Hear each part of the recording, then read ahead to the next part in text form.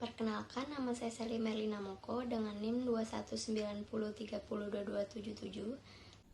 Perkenalkan, nama saya Restu Pujiastuti dengan NIM 2190302255, kelas C2. Selamat siang semuanya, perkenalkan nama saya Sania Yahira dengan NIM 2190302275, kelas 2C1.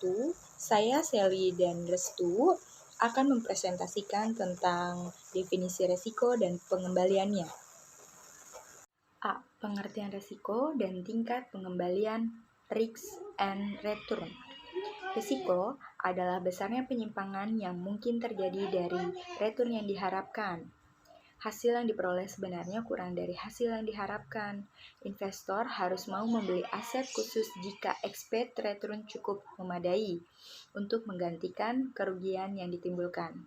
Return dapat diartikan sebagai hasil pengembalian investasi, pada umumnya dinyatakan dari percentage dari investasi. Pengukuran return ini sangat penting bagi investor untuk menafsir seberapa baik manajer investasi melakukan investasi. Risk and return adalah kondisi yang dialami oleh perusahaan, institusi, dan individu dalam keputusan investasi, yaitu baik kerugian maupun keuntungan dalam suatu periode akuntansi. Resiko investasi. 1. Resiko pasar. Resiko pasar ini adalah resiko fluktuasi atau naik turunnya nilai aktivas bersih. Artinya risiko ini tidak bisa dihindari dan pasti akan selalu dialami oleh investor.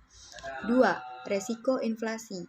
Risiko inflasi adalah risiko yang diambil oleh investor saat memegang uang tunai atau berinvestasi dalam aset yang tidak terkait dengan inflasi. Risikonya adalah bahwa nilai tunai akan berkurang oleh inflasi. Yang ketiga, risiko likuiditas.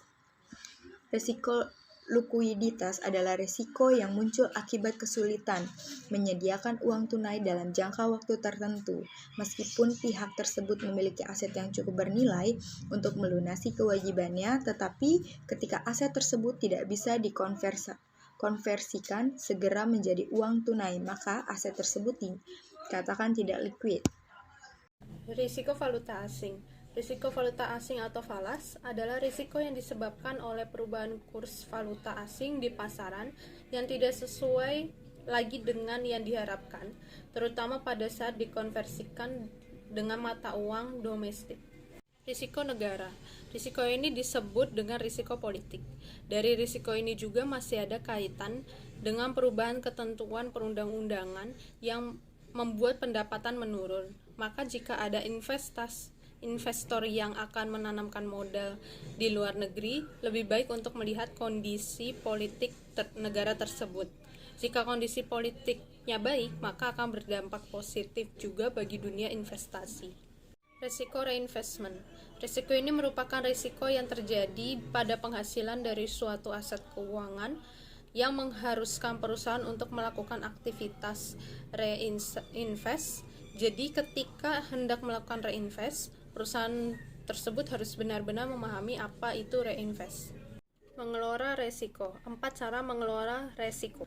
1. Memperkecil resiko dengan tidak memperbesar namun meminimalisir tidak menjadi besar dan di luar kontrol manajemen perusahaan. Kedua, mengalihkan resiko dengan mengasurasikan bisnis guna untuk menghindari terjadinya resiko yang sifatnya tidak menentu. 3. Mengontrol resiko dengan cara mengantisipasi terjadinya resiko seperti memasang alarm di mobil, menempatkan sapam di siang dan malam. 4. Pendanaan resiko menyediakan dana cadangan untuk mengantisipasi timbulnya perubahan terhadap nilai tukar dolar di pasaran. Metode pengambilan keputusan masalah. Yang pertama, metode Laplace. Proses pengambilan keputusan dengan asumsi bahwa probabilitas terjadinya berbagai kondisi adalah sama besarnya. Yang kedua, metode Maximex.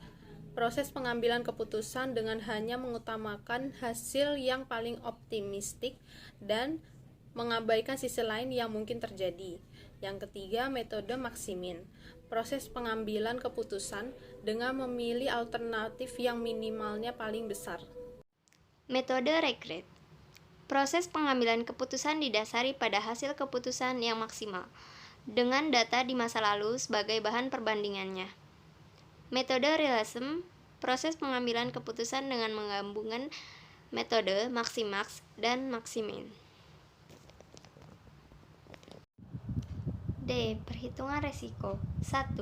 Variasi atau nilai kuadrat dari standar deviasi. Dalam statistik, variasi atau varian adalah ukuran penyerapan dari penyebaran probabilitas.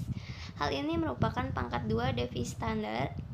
Misalnya, bila standar deviasinya 20, maka variannya adalah 400.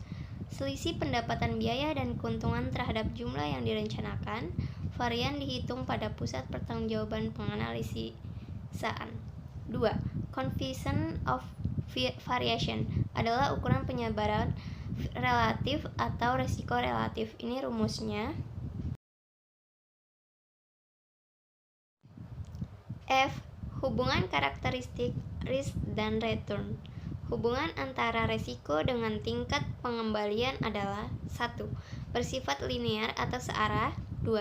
Semakin tinggi tingkat pengembalian, maka semakin tinggi pula risiko.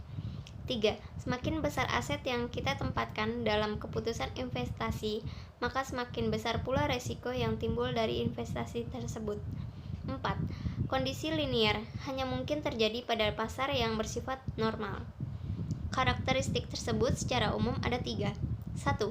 Takut pada resiko atau risk avoider. Karakter ini sangat hati-hati terhadap keputusan yang diambilnya. Karakter pembisnis ini disebut dengan safety player. 2. Hati-hati pada resiko atau risk indifference. Karakter ini sangat hati-hati dalam menghitung dampak yang akan terjadi jika keputusan diaplikasikan. Karakter seperti ini disebut sebagai tipe peragu. 3. Suka pada resiko atau risk seeker atau risk lover. Karakter ini adalah tipe yang begitu suka pada risiko. Mereka terbiasa dengan spekulasi dan membuat penganut karakteristik ini selalu saja ingin menjadi pemimpin, cenderung tidak ingin menjadi pekerja. Sekian dan terima kasih.